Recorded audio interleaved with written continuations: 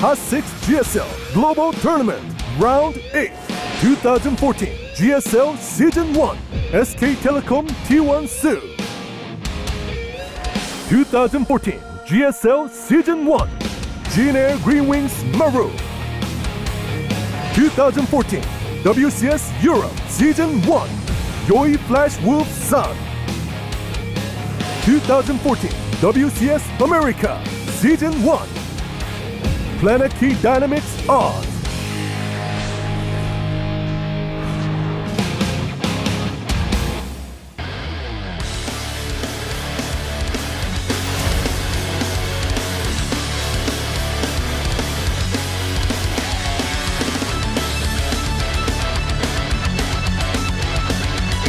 Welcome to the GSL Global Tournament Round of 8 Group B. I'm Wolf, joined again by Brendan. He'll be with me all the way up until the finals.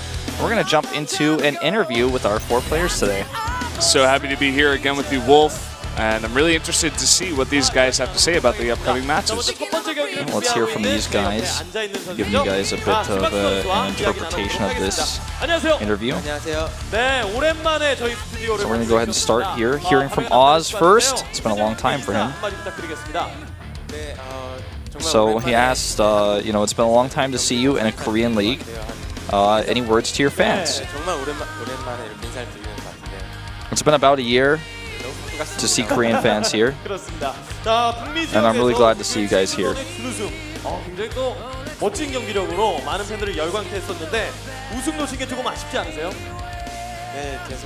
So you got the runner-up spot in WCS NA. Are you disappointed that you didn't win?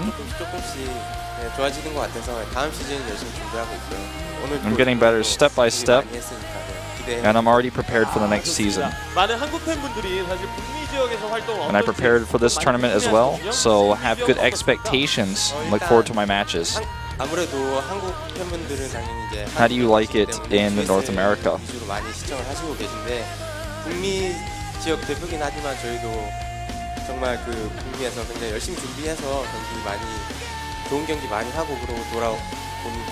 So many Korean fans aren't really focused on North American tournaments, so they don't really see my matches all too often.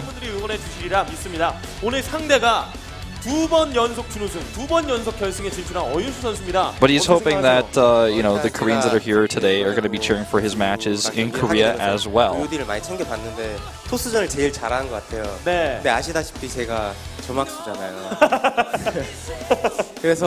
So your first opponent is Su, a back-to-back GSL finalist. What do you think about that?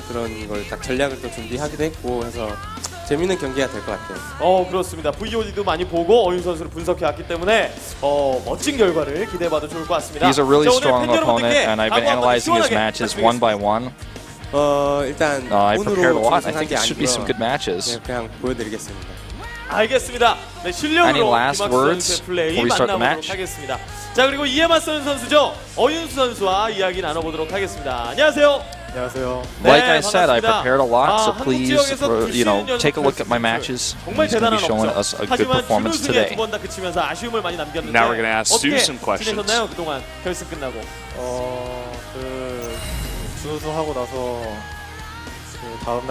He says, because you got second twice, you must be a bit disappointed because of that, but how are you feeling after that? He says that he's drank a little bit, actually. 우승 바라보고 계십니까?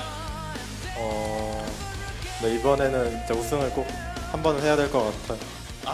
이번 대회는 꼭 우승을 해서 그 상금으로. He's asking him his expectations, you know, since he lost twice, and he says he thinks he's got to do it this time. 오늘 경기가 북미 지역의 준우승자 김학수 선수입니다. 어떤 경기가 될 것 같나요? So your opponent is the runner-up in WCS NA. What do you expect? He says that Oz is a really strong opponent, and in his personal opinion. 준우승자끼리 대결하니까 제가 자존심을 세워야 될 것 같아요. 한국 대표로서. He said that, or Oz said that he was a little bit weaker than Su, but Su doesn't seem to think so. 윤 선수의 플레이 기대해 보도록 하겠습니다. 오늘 이렇게 세 선수와 경기를 펼치게 되는데 꼭 붙어보고 싶은 선수가 있나요?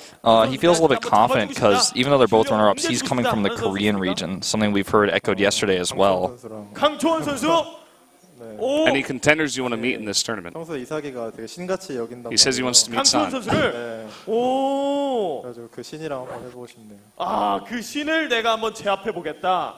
좋습니다. 팬 여러분들께 각오 한마디 부탁드립니다. He says that San is famous for cheesing, so he wants to crush the cheeser. Yeah, that's what he's saying. 네, 감사합니다. 오윤 선수의 멋진 플레이 기대해 보도록 하고요. 자, 그리고 두 번째 경기를 준비하고 있는 그리고 원희삭 선수가 Says he's only been runner-up, so he has to win this time to show his ability. 하겠습니다. 오랜만입니다. 네, 안녕하세요. 네, 반갑습니다. 아, 한국 팬분들이 많이 So now we're going to hear from San. 간단하게 인사 부탁드릴게요. 저도 여기 진짜 정말 오랜만에 오는 것 같은데. There's a lot of Korean fans here, you know, watching for you. Any words to them? 게임도 뭔가 잘 될 것 같은 느낌이 드네요. 기분 좋은 예감. 한번 기대해 It's 보도록 been about a year and a half 지역에서 since he's come here. 들면서 저희 대회에 참여할 수 He's 있게 됐는데 half excited 이번 시즌 and half nervous, but he does feel good today. 원동력이 있었을까요? 이번 시즌에는 정말 열심히 준비했던 것 같아요. 대만에서 거기서 진짜 게임밖에 할 게 없거든요. 이동영 선수랑 같이 밖에도 안 나가고. It's been 3 years since you've advanced to the semifinal. Are there any secrets to it? 좋습니다. 자, 지금 이런 얘기가 나왔어요. And he says he's been practicing like crazy. He's been practicing a ton. 이삭이가 숙소에서 어떻게 You've been called the god of the cheesers. What do you feel about that? 이삭이가 더 잘해요, 저보다. 네. 그랬으니까 좀 노염을 푸셨으면 좋겠어요. And he said that he thinks those words are coming from parting. And that's where he thinks Sue's been hearing that. And that's only parting's opinion, he says. 어윤 선수에게 한마디 해주셔야 될 것 같은데요. 솔직히 어윤수 선수 저번 GSL 보면서 준우승했지만 제 마음속으로는 우승자예요. Do you have any words or compliments to Sue? He says he's a runner-up, but in my heart he's a winner. 어떤 선수랑 한번 꼭 붙어보고 싶어요? Is there anyone you particularly want to face out of these three? 붙으면 그러니까 붙어보고 싶은데 1차에서 만나가지고 기분이 좋아요. 좋아요. 일단 조성주와 만나고 He really wants to play against Maru, and he's my first opponent, so I'm pretty ready for that. 그건 아니에요. So you're fully confident to beat Maru, and he's like, no, that's not what I mean. 만났었거든요. 그때 활동했던 선수가 지금 한 4년 지났는데 이렇게 4년 뒤에 다시 붙는다는 게 뭔가 신기하고 재밌을 것 같아서 붙어보고 싶었어요. I met Maru 4 years ago, 열심히 해왔던 동료와 시간이 and I haven't met him for a while. And it's been, 4 years later, I'm gonna hit him again here in this tournament, and I want to see how he's grown and how he's developed. 진짜 오랜만에 한국 무대에 서는데 He wants to hear his last words before he enters the tournament as well. 오늘 좀 보여주고 싶긴 한데 상대 분들이 너무 잘하셔가지고 어떻게 될지 잘 모르겠지만 최선을 다하겠습니다. 네, 감사합니다, 강천 선수. He's glad to come back to Korea 이렇게 웃으면서 and to meet his Korean fans again. 너무나 감사하고요. 자, 그리고 마지막으로 조성주 선수와 이야기 나눠보도록 하겠습니다. 안녕하세요. And he wants to show great performances to his Korean fans. 예선을 보신 분들은 다들 깜짝 놀라셨을 거예요. 조성주 선수가 완벽에 가까운 경기력으로 16강을 뚫어냈거든요. He doesn't feel as confident as he'd like because his opponents are so strong, but he's going to try to do his best. Now we're going to talk to Maru. The round 16 matches were fantastic. How do you feel about that? 더 잘해야 될 것 같다. 사실은 그 또 다른 해외 대회를 포기하시고 저희 대회에 참여하신 걸로 알고 있는데 He had a long road to get here, so he feels like he feels better this time. 국내가 더 편하니까 음식도 그렇고 숙소도 그렇고 게임하는 여건도 그렇고. 그렇죠.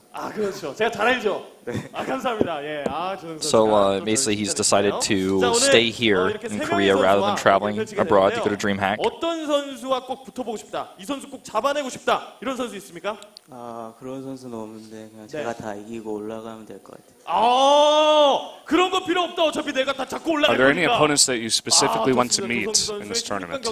He doesn't have anyone specific in his mind, but he just feels like he can beat all of them, and he just wants to go to the next round. So your first opponent is San. And San says he's glad to meet Maru after a while, but do you have any words for San? 당황스럽고 오늘 이긴다면 세레모니를 보여줄 수 있겠다. He says he remembers the match he lost 4 years ago. 생각을 더 해보셔야 되겠어요? 네. 네, 아마 많은 분들은 세레모니를 기다리고 있지 않을까. And he remembers that San showed a ceremony. 네. 네. And Maru says that was a really bad memory, and 오늘 마지막으로 팬 he doesn't want to think about it. 부탁드릴게요. And now he just wants to beat him. 여기에도 테란이 없다는 걸 들었어요. 그래서 제가 꼭 마지막 테란인 만큼 우승하고. Any last words before you start the match? 네, 감사합니다. 자, 이렇게 네 선수의 이야기를 들어보니까 오늘 경기가 더욱더 I'm the only 기대되는데요. Terran player 잠시 here, 후에 and the last 돌아와서 hope of Terran, 바로 and 경기 he's 속으로 going to do his 가겠습니다. best to represent the Terran race. Well, now we've heard from all the players. The most interesting part of that interview to me personally is just hearing from San and Maru. Like, it's been 4 years since they met. Now, 4 years ago, San was one of the better players in Korea. He was actually one of the best. He was San Zenith back there, not even on a team, having a clan in his tag. And Maru, of course, was one of the youngest players we've ever had in the GSL, who was known as an all-inner, a cheeser. And, you know, just hearing that San has also been called the king of cheesers from Su's perspective is interesting to see as well. So here are our matches. Starting things off with Oz versus Su, and San versus Maru will be our second match. We have, again, the same situation as yesterday. We have 2 players representing Korea, and then we have 2 players that are Koreans, of course, but representing other reasons. San, in a very particular case, kind of in a sense representing Taiwan, as well as representing Europe with also being Korean. So he's kind of got this unique place in the group. Yeah, I think we're going to see a lot of different play styles once again. Like what we saw from yesterday was a pretty good example of what to expect from this kind of group. You know, a guy from NA, a guy from EU, and 2 from KR. And we just saw some very interesting styles clashing up against each other. And in the end, 2 players from KR came out ahead. Yeah. And I feel like, you know, just given the 2 players we have here from KR especially, I wouldn't be surprised if the same thing happened again. I think that's a pretty good prediction. I think the only way that Oz and San get out of this group is if they really show that maybe San is the king of cheesing. And no matter what, they cannot stop him. Oz was always a great player in Korea. He's got a round of 4 GSL under his belt, but he's never made it to a finals here, and he's a really, really solid player, but I feel like the 2 players in here, Maru being the best Terran player in the world, and Su being a back-to-back GSL finalist, it's going to be hard for these 2 to not get out of the group. If either San or Oz gets out of this group, I think it's basically going to be a miracle. Yeah, it's going to be a huge upset, to say the least. I mean, even just looking at the teams that these 2 players are from, one from SKT Telecom, and the other from Jin Grooming. Yeah. 2 teams who have done fantastically here in Korea. They have so many different practice partners. They're doing incredibly well in Korea itself. So you really have to hand it to them. They are definitely the guy's favorite here in this matchup. Oh yeah, for sure. You know, it begs a question here. What does Oz do? What does San do? You know, what sort of builds are we going to see from them? Yesterday we saw Revival. You know, his style was a little bit different than what we see in ZVT in Korea. He added some roaches into his build. He incorporated a bit of a different style. He added Ultralisk in late game, and you know, we saw that Revival versus MMA felt like a game from several years ago. Yeah. Where the funny thing is, when those players were actually at the best of the best in Korea, some of the top players that we had in Korea, that's the kind of games that we actually saw.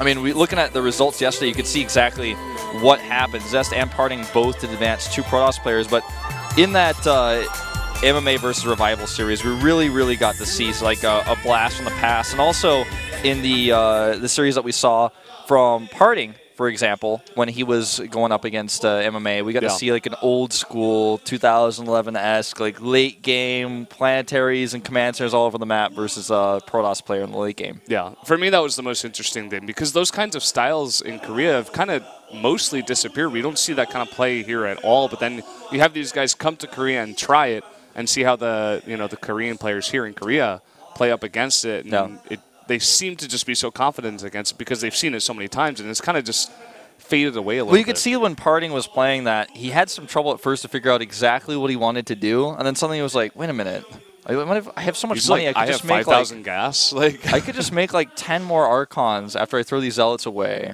and then what are you going to do against that? You have way too many Vikings. I have like as many Archons as you have Vikings. I don't have a single Colossus to worry about here. Just wins the game compositionally there with a lot of good vision all over the map. And it's just, I feel like because these styles are so old, they can trip up some of these Koreans, like the Koreans who never left. who have been advancing with the Korean playstyle of things, which is the best in the world right now.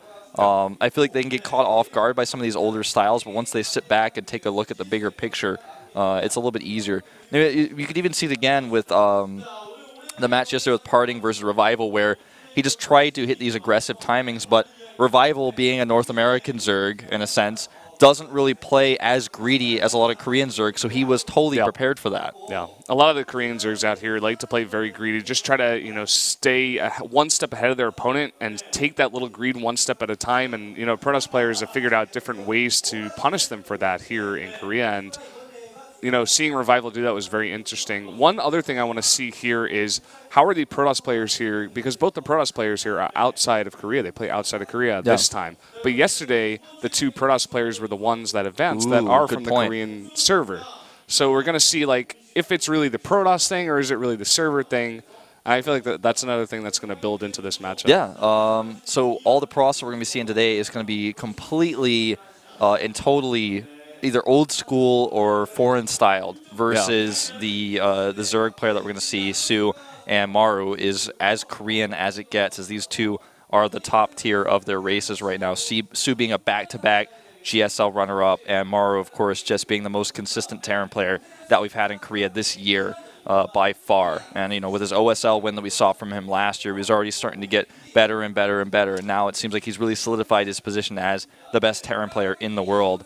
And, if you look at this and you think, well, is Maru really the best Terran player in the world? We haven't seen him play against players from the other regions. This is another way that you can actually test that question, because he's now playing against potentially two Protoss players from Europe and North America. Yeah, I mean, that's one thing with the region lock where you don't really get to see too many of these tournaments until you go to these big events or these big tournaments like this one. That's why I love, even being able to come down here and cast this one, because I get to see, straight up in first person exactly how these different regions come together, how the players and how the different play styles come together. So that's a very nice treat for us here. Yeah. I feel like today is really interesting because we have these two Protoss players who aren't really big fan favorites. They're just players that have been around for a long time that are very well known. Yeah. Whereas yesterday we have Revival, who's pretty well known, and I'd say a lot of people, he's got a lot of specific fans reaching out for him, especially because of his history. And then we had MMA, who's got the most fans out of all four players we had yesterday in the group. Oh, yeah. And they both ended up failing. But today, we have these two Protoss players who are kind of outcasts in a sense in Korea nowadays because we haven't seen them in so long. It's been about a year. Oz said earlier since he's played, this guy is my former teammate. I used to practice with him and help train with him and work with him a lot when I first came to Korea and he first became a Starcraft 2 pro gamer.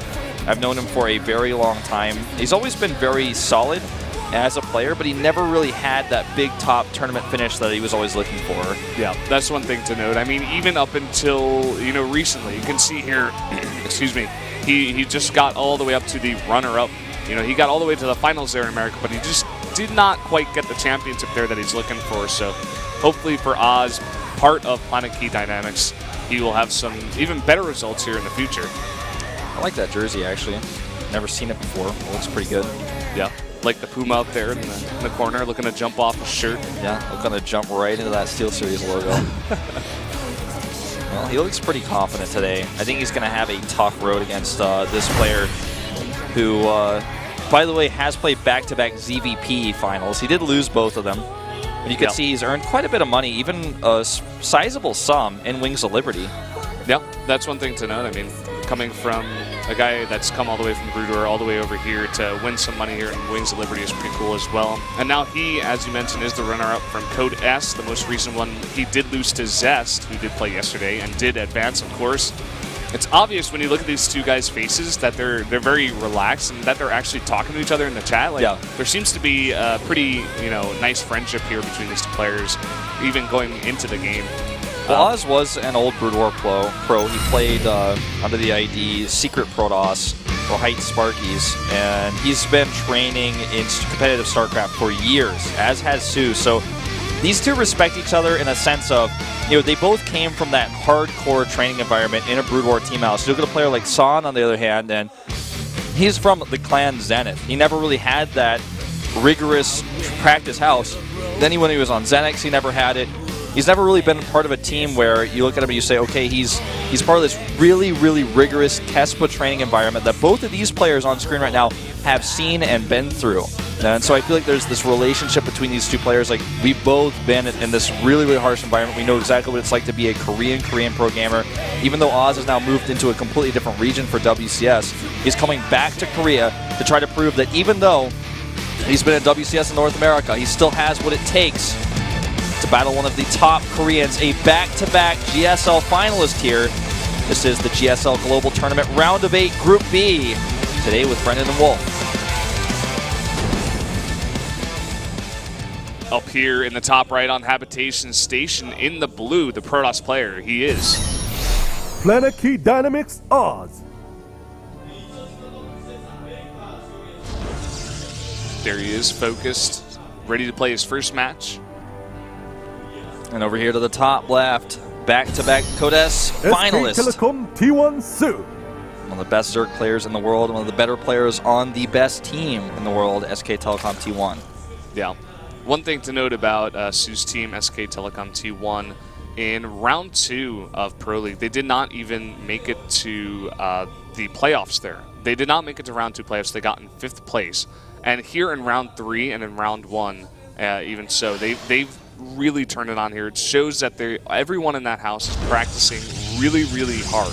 So going into this tournament especially, I expect to see Su be really practiced here. He's got something definitely for this matchup.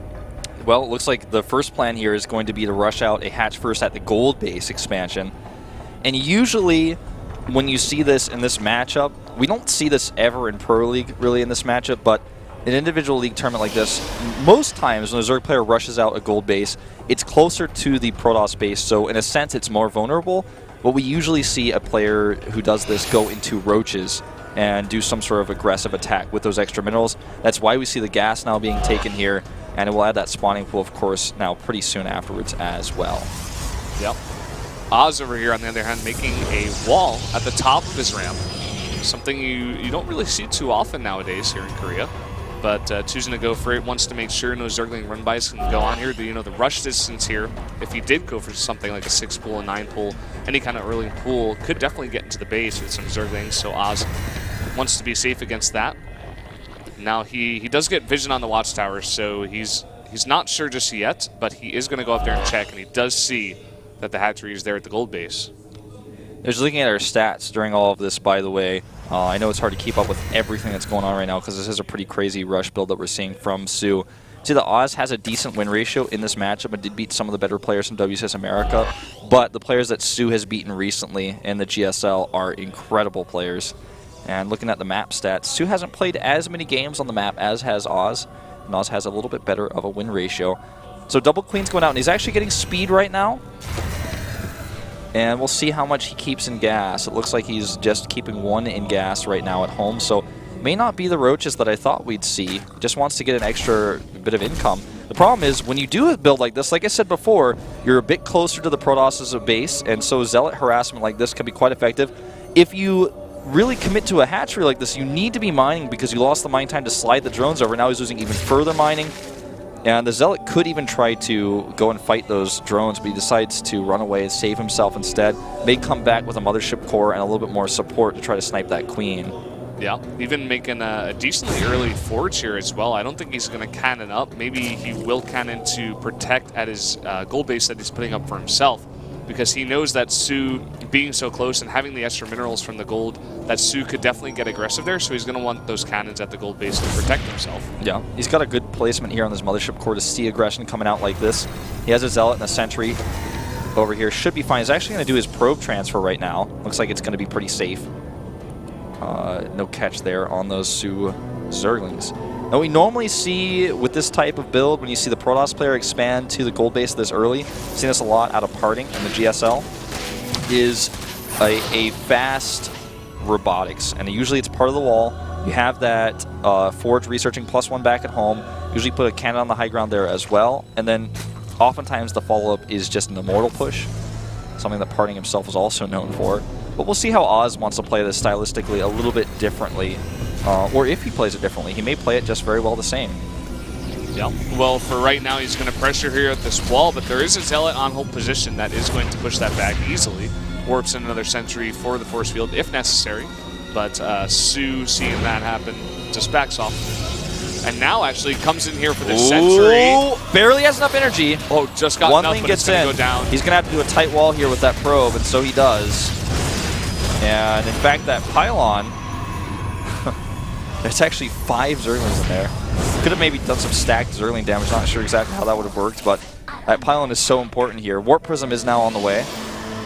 Yeah, being chrono boosted even. Wants to get that out very fast. +1 for Oz is about to finish as well.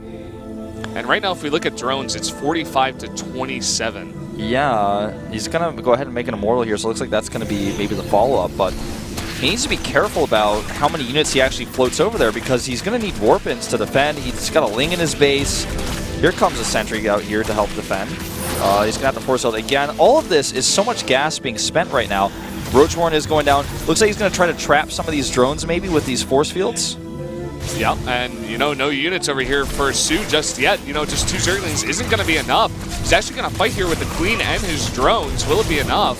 Guardian Shield goes up. Going to help very little against the melee units of the Zerglings. Will help a little bit against the Queen, but he's being picked apart here slowly but steadily. Back at home. Enough Lings here now to defend this coming out. He puts the drones back on the Mirrors. Decent pickups there for Oz to try to save, but he's now on 2 bases with only 26 probes versus the 38 drones of Su back at home with the gold base mining and also that 3rd base. This is a great attack, though. It's going to force a lot more Lings to come back. But with Roaches here now, shouldn't have a big problem pushing this away. Yeah, Su doing a very good job here. He got that Roach Horn up here. He knew that something like this was definitely possible. He has to be careful in the main base. If those get dropped in there and some sentries force field that ramp, he's got to warp in a sentry first, though. Looks like he will not go for that. Just wants to focus down that Queen first.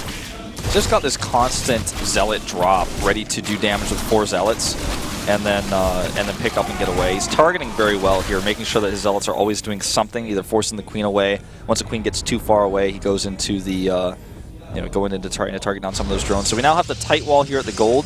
He's going to have a 3rd Immortal, but I'm not sure how he's going to attack with that one unless he sends a Warp Prism back home to pick it up. 3 Immortals here, but 14 Roaches already on the way, and he's got a decent amount of Zerglings to back those up, I'm sure, whenever he wants them. He actually did lose all of the Zerglings, though, as I say that. That Time Warp... That is a big mistake. That's very unfortunate. Now Roaches coming from both sides. Looks like there are a ton of Roaches here, but a lot of Immortals as well, beginning to focus him down, but is it too much? Well, he loses a lot of his Zealots here for support. He's just making Roaches and nothing but Roaches. We thought he'd add a few more Zerglings in here, but honestly, with no sentries to support, he doesn't have any way of blocking the Roaches from getting to his Immortals. And yeah, Immortals are the counter to Roaches, but only if they can do their maximum damage while having the support of some units like sentries and Zealots. But with just pure Immortal, he's able to target those down, microback his Roaches that are weakened, or even really just ignore the Immortal damage output because he's running with his tail tucked between his legs right now. He's going to go ahead and try to do a counter drop over here, but a few Lings to greet him. Yeah, this is all he can do. I mean, he's lost so much of his army. He's going to bring back the whole army of Su. I feel like Su could have even just sent back his, his Lings back there very fast and sent the Roaches just for the attack. But it looks like wanting to be a bit careful. But now he's going to go for the attack at both sides. He's going to go for the gold base and the main base at the same time. Once these Roaches meet up with the Zerglings, these Zealots are going to have a hard time. Oh yeah, they are. Well, Roach is breaking into the main base here. The Immortal drop, come back to save him, at least attempt to. Tried to save that sentry, that didn't work out, so now the Roaches could actually walk into the main base, assuming he didn't warp into any additional sentries. These Roaches over here look like they're a bit of a decision crisis. Now we're going to go ahead and try to do something. Another Immortal pops out, but these bases are so far away from each other that it's really easy for him to just collect the Roaches all together and pick off anything that tries to go from one base to the next. And then once he has a large enough army, he can really just start to poke away at those walls. Looks like he's going to go for a Hydralisk in here. He's still very economy light, but because he has a gold base, it's okay how low he is on drones, and he's got all that extra production. Exactly. He doesn't have to go out to many more drones because he knows he has Oz on the back foot here, and Oz is only on 2 base. He's just going to produce Hydras, Roaches, and Lings, and it should be enough eventually to roll over Oz. But right now, so far, Oz doing a good job of force field in that ramp. He's going to get all these Roaches, actually. Yeah, he's actually just going to try to target down some of these sentries, it looks like, for them. Goes into the main base to get maybe some probes instead. Whatever he does, I mean, it's still a good position for Su. Oz coming back in this game would take an incredible defensive hold. We've seen players like Parting come back from a situation like this with really, really good micro and the Zerg overextending. But because Su is going now into those Hydralisks, I really don't see Oz having an answer for that. He's killing his own pylon here so he can start to connect these two bases, send those units home. But so many Hydras will be on the way here to back this up. He's killing the Zealots now, and so many probes going down. Yep. Probes going down left and right. He's down to 31 probes now. He's going to kill that pylon that's powering that wall as well. Zergling's trying to attack there, but enough Zealots to greet those Immortals and save them. And where are those Hydras? He has not sent them over just yet, and he's going to attack all together with Hydras and Lings at the same time. Just waiting for those Immortals to get dropped down. There are 6 Immortals in total on the map right now, but there are 16 Hydras. His Immortals do decently against Hydralisks if they have support, if they have force fields to back them up, but they just don't have that right now. He's going for the counterattack, and it looks like he's just expecting Oz to go for this all-in counter, and that's why he's got the Hydras at home, and not even attacking with them, using them defensively, and this looks like a joke gone completely wrong. GG. That's the punchline. That is the punchline right there. Oz, his strategy was cool. It didn't really quite work out. Su taking it down with ease. Knew exactly what to do to punish that. Continuously putting on the aggression at the main base, you know, forcing him to make a bunch of units back there, forcing the attack back and back. There was a time where Oz was dropping his Immortals and warping in a bunch of Zealots over there at the gold base, and it was doing some damage, but it just wasn't enough. Not enough damage done there. In general, Su just always having the upper hand in this game. Some really solid control, good defensive micro. Went pure Roach to deal with the Immortal timing. Allowing the Lings and the Roaches to get into his main base early on just really hurt him. There was that one Ling running around the whole time, and then Oz just never really solidified his defenses of his main, so there were always a few units harassing him over there. He never really got his timing set up the way he would have liked to. Then I would say arguably that his Zealot Sentry drop didn't do enough damage. I would even have rather just seen him just force field some drones off, try to target those down, even if he gets 3, 4, rather than trying to go for the Queen, because in that way he gets basically nothing. The Queen runs away, escapes. Or, you know, even force field at the ramp and stop the units from getting in there and warp more units. That could have been better as well. Well, guys, the map is Frost, a very, very big map. Could be good for Su.